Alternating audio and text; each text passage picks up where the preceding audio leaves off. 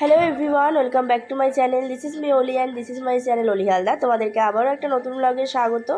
সকাল সকাল উঠে আমরা সবাই রেডি হয়ে যাচ্ছি। এখন 4:30 বাজে। তোমাদেরকে যেমনটা বলেছিলাম, তো আমরা এখন চেক আউট করে যাচ্ছি। আমাদের 5:30টায় ট্রেন। তো অলমোস্ট আমরা রেডি হয়ে গেছি। 4:50 বাজে। 5টার মধ্যে আমাদেরকে প্ল্যাটফর্মে ঢুকতেই হবে। তো একবার লাস্ট দেখা করিয়ে নিচ্ছি। তো এই যে প্ল্যাটফর্মে চলে এসেছি আমরা। এখন এইটাই আমাদের গাড়ি দিয়ে দিয়েছে। তো চলো দেখাচ্ছি তোমাদেরকে। এই যে রাঁচি পুরুলিয়া হাওড়া এক্সপ্রেস। তো আমাদের এখনো হাতে আধ ঘন্টা মতো আছে। তো আমরা এখন গিয়ে আমাদের কোচে যাই, বসি, তারপর তোমাদের সাথে আবার দেখা হচ্ছে। তাও হয়নি। তো এই যে চলে এসেছি, উঠে গেছি আমরা। এবার আমাদের একটাই প্রবলেম হয়েছে যে আমরা উল্টো দিকে সিটগুলো পেয়েছি, একটু অসুবিধা হয়। এখন জানি না কি হবে। আসার সময় একদম ঠিক সিট পেয়েছিলাম। তো চলো, ট্রেন ছেড়ে দিয়েছে প্রায় একদম রাইট টাইমে। 5:30টাতেই ট্রেন ছেড়েছে।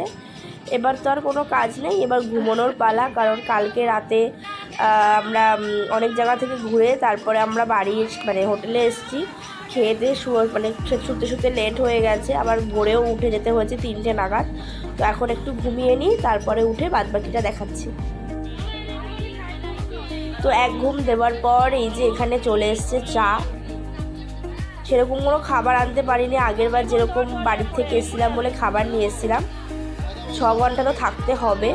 দেখি কি খাওয়া যায়, ব্রেকফাস্ট করা যায়। সবাই এক ঘুম দিয়ে উঠেছে।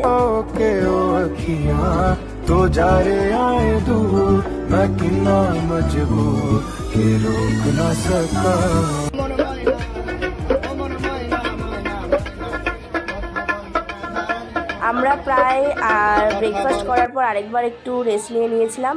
কারণ অনেকটা জার্নি, সেটা তো কাটাতে হবে কোনোভাবে। এখানে দেখো একজন বাউল গান শোনাচ্ছে ট্রেনের মধ্যে। আমাদের এই করে করে টাইমটা কেটে যাচ্ছে। তো তাও অনেকেই ঘুমোচ্ছে। আর বেশি দেরি নেই হাওড়া আসতে।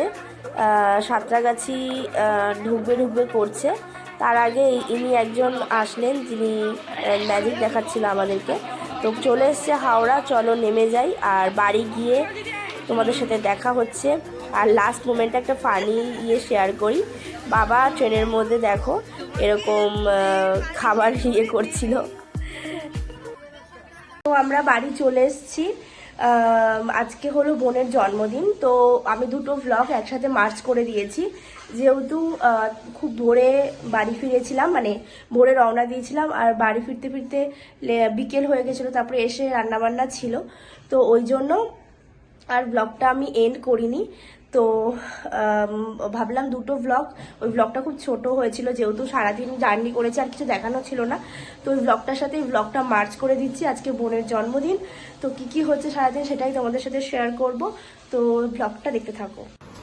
তো ঘুম থেকে উঠে পড়েছি। এই যে মা রয়েছে এখানে, আর এখানে দেখাচ্ছি ও বার্থডে গার্ল আমাদের নিজেই বেলুন ফোলাতে স্টার্ট করে দিয়েছে। আর এবার আমি রান্নাঘরে যাচ্ছি, কারণ আমার এখন একটা গুরু দায়িত্ব আছে। সেটা হচ্ছে চিকেন কাটলেটটা আমাকে প্রিপেয়ার করতে হবে। এবং অনেকগুলো চিকেন কাটলেট, যেহেতু 10 জনের মতন আয়োজন হচ্ছে, তো ওগুলো আমি আগে ভেজে রান্নাঘরটা ফ্রি করে দেব। তাহলে বাদবাকি লাঞ্চের রান্নাগুলো মা করতে পারবে। তো দেখো এই যে আমি কাটলেটগুলো রেডি করার পর ভেজে নিচ্ছি। ভাজা হয়ে গেলে আমি সব মুছে টুছে ঘর থেকে রান্নাঘরটা ছেড়ে দেবো। আর এখানে মা রেডি করতে শুরু করে দিয়েছে দুপুরের লাঞ্চ। এখানে সব অর্ধেক ম্যারিনেশন করে রাখা রয়েছে। চিকেনটা রয়েছে এখানে ম্যারিনেট করা। এবার ফার্স্টে হয়তো চিকেনটাই রান্না করবে। তো এই যে চিকেন এখানে রান্না স্টার্ট হয়ে গেছে। এটা হচ্ছে আলাদা করে একটু চিকেন রান্না হচ্ছে, তেল ঝাল মশলা ছাড়া, বাবার জন্য। আর এই পাশে রান্না হচ্ছে যেটা আমরা খাবো ফ্রাইড রাইস দিয়ে, সেই চিকেনটা। ওটা একটু ভালো করে বেশি মশলা দিয়ে, এটা অল্প মশলা দিয়ে করা হচ্ছে। তো দুটো ওভেনেই মাংস কষানো স্টার্ট হয়ে গেছে। আর এরপরে কি হচ্ছে সেটা দেখাচ্ছি।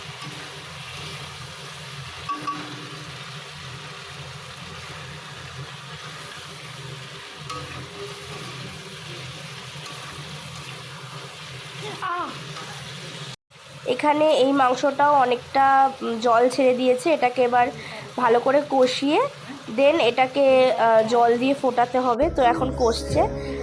আর ঘরে নিয়ে এসেছি, দেখো প্রায় বেলুন সাজানো, মানে বেলুন ফোলানো অলমোস্ট রেডি। সারা খাট জুড়ে বেলুন রয়েছে। এখানে ফ্রাইড রাইসের ভাতটা মা ওভেনে, ইন্ডাকশন ওভেনে করে নিয়েছে। এখানে পাতলা মাংসের ঝোলটা রয়েছে। আর এখানে আমাদের যেটা ফ্রাইড রাইস দিয়ে খাবো সেই লাল লাল মাংসের ঝোলটা রয়েছে। আর ওখানে ফ্রাইড রাইসের মশলা রেডি করা হচ্ছে। তো আমরা লাঞ্চ সার্ভ করতে শুরু করে দিয়েছি। বার্থডে গার্লের জন্য লাঞ্চ সাজানো হচ্ছে এখন। না না আবার হয়ে যাবে। তো বসে পড়েছি আমরা, আর লাঞ্চটা দেখাচ্ছি তোমাদেরকে, সাজানোটা কি কি সাজানো হয়েছে। এই যে এখানে রয়েছে 5 রকম ভাজা, চাটনি, কাটলেট, চিকেন কাটলেট, স্যালাড, আর এখানে রয়েছে ফ্রাইড রাইস আর চিকেন কষা আর কোল্ড ড্রিঙ্কস। তো এটা হলো আজকে বার্থডে গার্লের বার্থডে লাঞ্চ, এখানে সাজিয়ে দেওয়া হয়েছে। আমাকে ওটা দিন। এবার আমরা একটু খাওয়া দাওয়ার পর এখানে রেস্ট নিচ্ছিলাম আর একটু গান চালিয়ে মজা করছিলাম। ততক্ষণে বোন ওর জায়গাটা প্রিপেয়ার করছিল যেখানে কেক কাটবে।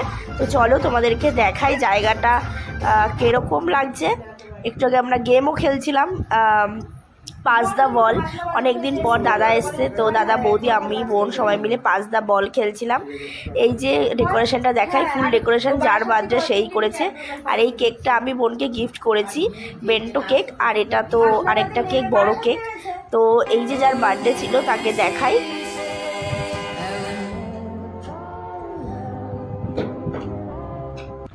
তো সব সেলিব্রেশন হয়ে যাওয়ার পর এখানে বসে আমরা গল্প করছি। আজকে সারাদিন অনেক ধকল গেল। তো চলো এবার ডিনার করে নিই আমরা। তো ডিনার করতে বসে গেছি। লাঞ্চে যা ছিল সেগুলো একটু বেঁচে ছিল, ওগুলো আর কিছু এক্সট্রা রান্না করে আমরা আবার খেতে বসে পড়লাম। তো আজকের ব্লগটা একটু রাখছি, দেখা হচ্ছে নেক্সট ব্লগে।